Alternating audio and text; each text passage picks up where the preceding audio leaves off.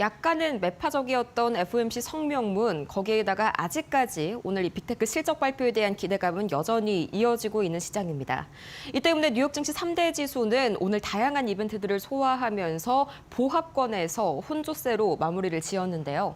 이 다우 지수가 0.025% 거의 극강보합 수준이죠. 마찬가지로 나스닥도 강보합 수준에 머물렀고요. S&P 500은 아주 극소량으로 빠지긴 했습니다만 결과적으로는 보합권, 오늘 장중에는 7,000선을 드디어 역사적으로 돌파하기도 했습니다. 그렇다면 전체적인 이 시장의 그림은 어떻게 흘러가고 있을지, 과연 이 히트맵을 통해서 자금 흐름 어떻게 흘러가고 있을지 만나보시죠. 우선 초록불이 상승불이고요. 이 빨간불이 하락불입니다. 오늘은 다시 한번 M7 중에서도 반도체단의 움직임이 굉장히 좋습니다. 엔비디아가 1.39% 상승했고요. 또 실적 발표를 오늘 당장 앞두고 있는 마이크로소프트와 아마존은 조금은 좀 뒤로 후퇴한 느낌입니다. 테슬라는 그동안 빠진 것을 되돌리기라도 하듯 오늘 0.5% 상승으로 마무리를 지었습니다. M7은 개별주 호재와 악재가 좀 명확하게 엇갈렸습니다. 아마존은 대규모 감원 소식을 발표한 반면에 엔비디아는 드디어 H200 칩이 이 중국 측으로부터 첫 수출 승인을 받았다는 소식에 다시 한번 반도체단이 강하고요. 그 이외에도 SK하이닉스와 ASML의 역대급 실적, 또 이외의 반도체주들도 오늘 좋은 실적을 발표했습니다. 덕분에 반도체는 상당히 그림이 좋지만요. 오늘 금리 인하가 단행되지 못하고 시장의 예상 그대로 금리 동결이 확실시됐죠. 여기에서 성명문이 조금은 매파적인 방향으로 움직였습니다. 이 때문에 금융주들 다소 혼조된 모습 보여주고 있고요. 특히나 헬스케어가 오늘 굉장히 강하게 급락했는데 이 메디케어 약가 협상 리스트에 이 빅파마들의 의약품들이 다수 이름을 올리게 되면서 매출에 대한 우려감이 다시 한번 부각됐습니다. 그렇다면 과연 오늘 이런 장세를 만든 각종 이슈들 어떤 게 있었을지 가장 큰 세 가지 뉴스 만나보시죠. 가장 먼저 오늘 나스닥의 강보합을 이끌어준 게 바로 이 반도체 단들의 강세였죠. 특히나 이 엔비디아부터 반도체 장비주들까지 골고루 올라가는 모습이 나왔는데 SK하이닉스와 ASML의 사상 최대 실적이 이를 이끌었습니다. 그 외의 호재거리까지 한눈에 정리해 보시죠. 밤사이에 크게 5가지의 기업들이요, 굉장히 좋은 소식을 밝혔습니다. 가장 먼저 SK하이닉스 말 그대로 역대 최대 실적, 깜짝 놀랄 만한 실적을 어제 오후에 발표를 해줬었죠.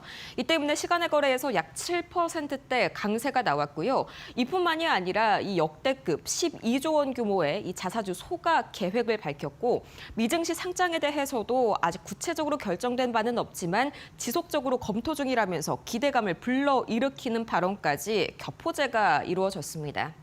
또 이어서 ASML 역시 역대 최고 실적을 발표를 했는데 다만 주가는 정규장에서 약 2% 정도 약간 빠졌습니다. 여기에 대해서 물음표를 그리시는 분들이 계실 텐데 이 전체 인력의 약 4%, 그러니까 1,700명 규모의 인력 감축 계획을 밝혔고요. CEO가 어쩌면 우리가 이 병목 현상을 만드는 그런 주체가 될 수도 있겠다. 약간은 좀 걱정 어린 발언을 시사를 했습니다. 이 때문에 ASML 자체의 주가는 빠졌지만 반도체단 전반에 대한 우려는 여전히 없는 굉장히 탄탄한 기대감을 모아주고 있는 그런 상황이고요.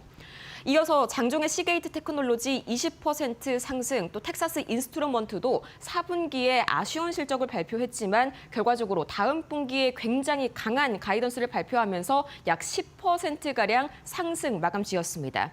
또 엔비디아도 오늘 1.73% 상승했죠. 이 중국이 엔비디아의 H200 칩을 처음으로 승인했다는 소식이 긍정적으로 작용했는데 알리바바와 바이트댄스 그리고 텐센트 이 세 개의 빅테크 IT사들의 총 40만 장을 제공하겠다라는 그런 목표를 밝혔습니다. 이 젠슨 황의 이번 중국 방중 기간에 이루어진 점이라는 점에서 젠슨 황 효과가 어마어마했다라는 그런 소식이 들려져 왔고요. 또 한 가지 MS 마이크로소프트가요, 2025년 4분기 매출 드디어 발표를 했습니다. 전체적으로 봤을 때 매출이 예상치를 상회했는데 그 이외의 세부적인 내용들은 잠시 후에 조금 더 자세하게 보도록 하겠고요. 종전의 이슈도 계속해서 만나보시죠. EPS도 마찬가지로 예상치를 상회했다고 합니다. 이 때문에 전반적으로 4분기 매출과 주당 순이익 모두 예상치 상회한 마이크로소프트, 이렇게 기분 좋게 한번 시작을 해보는 오늘 뉴욕 증시 마감 시황입니다. 다시 한번 종전의 이슈로 다시 한번 넘어가 볼 텐데 지금 마이크로소프트가 시간외에서 6% 급락을 하고 있다는 소식이네요. 세부 항목을 봤을 때 애저 측에서 약간 좀 문제가 있었지 않나 그렇게 추측을 해볼 수가 있겠는데 자세한 내용 저희 마켓 비하인드에서도 자세하게 한번 다뤄드리겠습니다. 월가 시그널에서도 마찬가지로 이어질 예정입니다. 이어서 이 잠시 후의 이슈로 다시 한번 되돌아가 보자면요. 오늘 또 상당히 중요한 이슈가 있었죠. 바로 이 FOMC 이슈가 있었는데 이 FOMC 이슈에 대해서 판을 보면서 이제 설명을 들으시면 조금 더 이해가 편하실 겁니다. FOMC 관련 내용들 차례대로 지금부터 만나보시죠.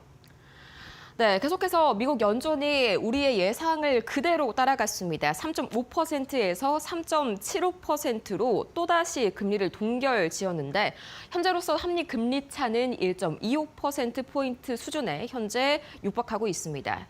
다음 이슈로 조금 더 자세하게 넘어가 보자면요. 3연속 이 인하를 단행한 뒤에 약간의 속도 조절을 하고 있는 그런 모습인데 우선 이번에는 2명을 제외한 전원 찬성표가 나왔습니다.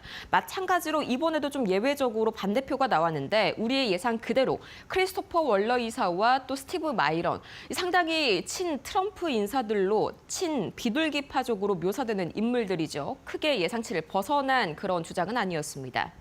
또 이어서 경제 활동은 상당히 우리의 예상대로 견고하지만 물가가 여전히 다소 높은 수준이다. 여기에서 조금 시장이 매파적이지 않나라고 해석을 했습니다. 그 매파적이지 않나라는 시그널은 성명문에서 더 자세하게 확인이 되는데요.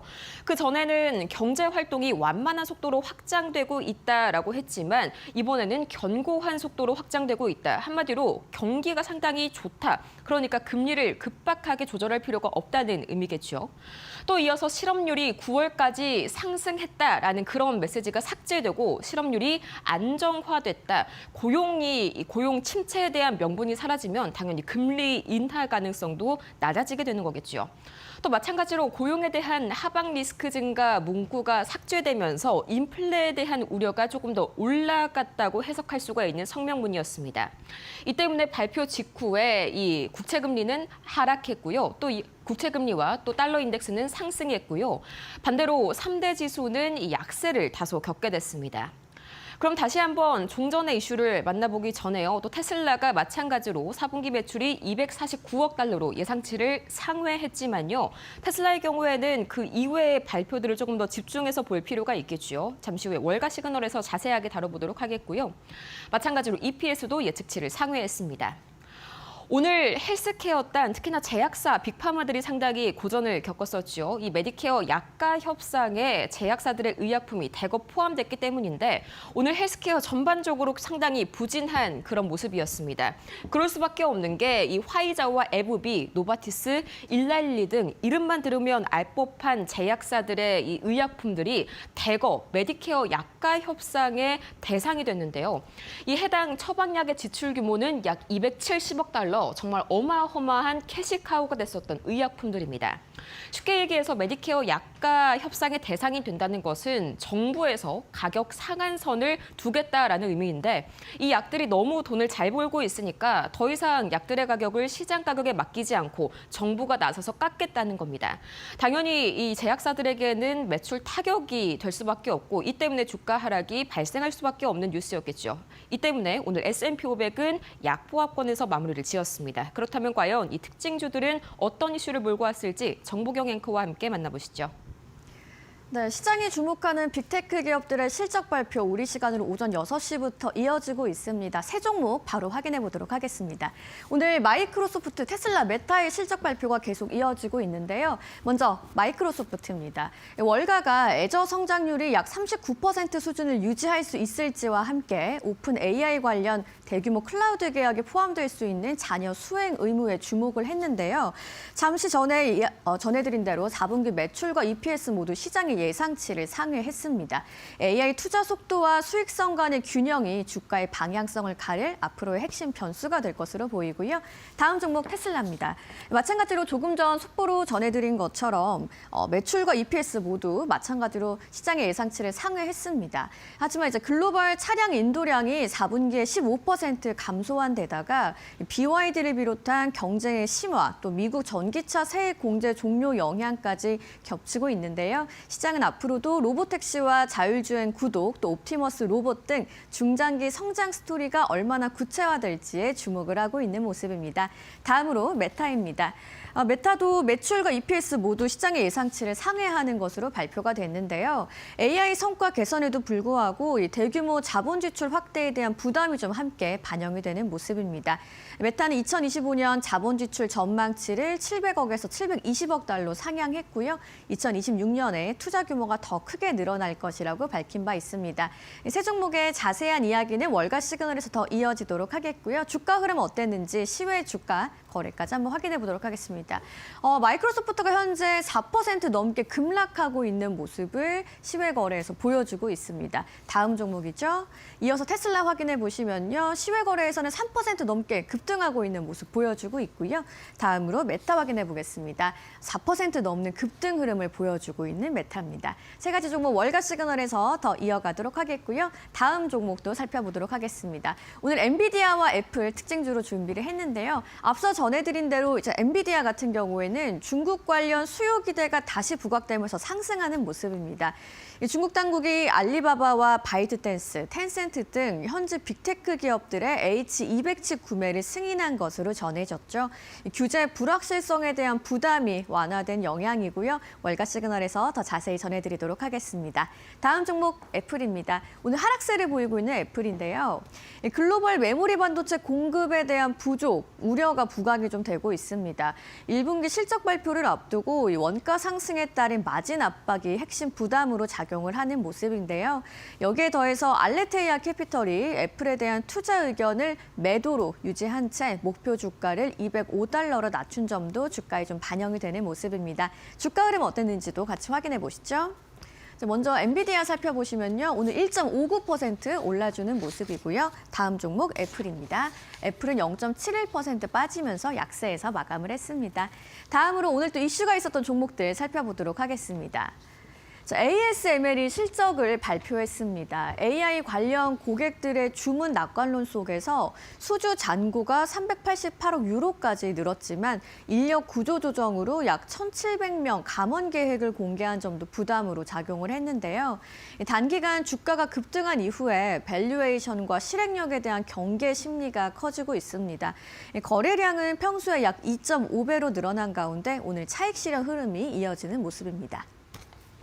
다음 종목 인텔입니다. 디지타임스의 보도가 있었는데요. 엔비디아가 2028년부터 일부 칩 생산을 TSMC에서 인텔 파운드리로 이전하는 방안을 검토 중인 것으로 전해졌습니다.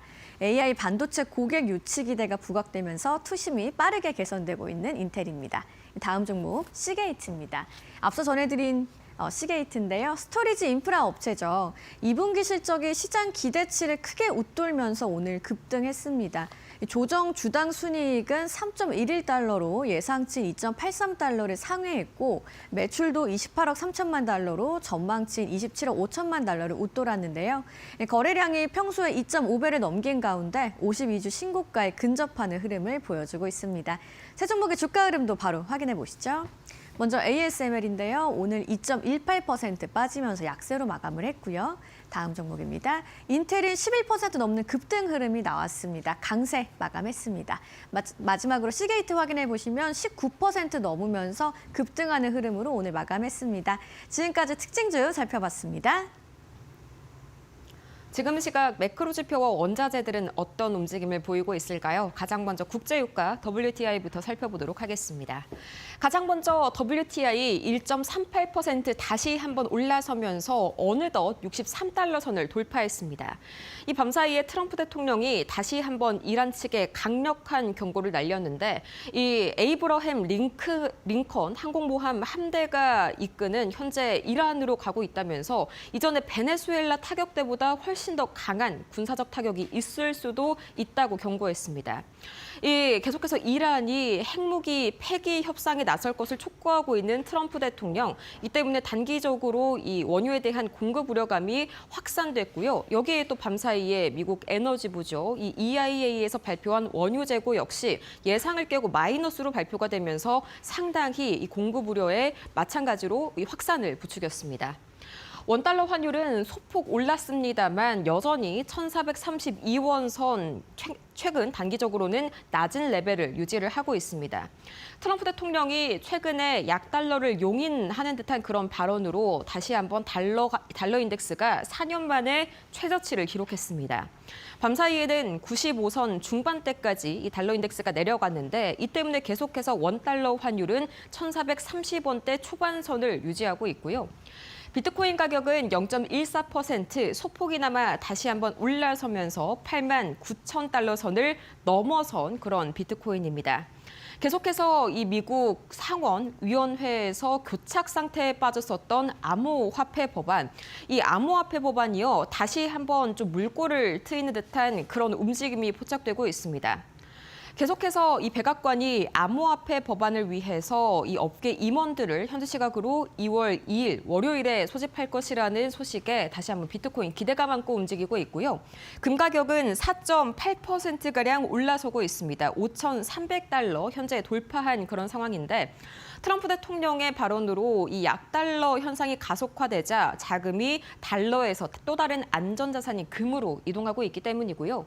미국채 10년물과 미국채 2년물은 여전히 계속해서 오늘 FOMC 성명문이 다소 매파적으로 변화했다라고 말씀드렸습니다. 이 때문에 국채금리는 장단기물 모두 상승세 보여주고 있습니다. 과연 그렇다면 3대 지수 어떻게 마무리가 됐을지 지금 바로 체크해 보도록 하시죠. 오늘 FOMC와 빅테크 실적 발표를 동시에 소화한 3대 지수. 다우지수는 극강보합권에 머물렀고요. 나스닥도 마찬가지로 보합권. S&P 500도 약보합이긴 하지만 굉장히 소폭입니다. 거의 3대 지수 모두 큰 변화 없이 보합권의 거래 마쳤습니다. 지금까지 뉴욕 증시 마감 상황 봤습니다.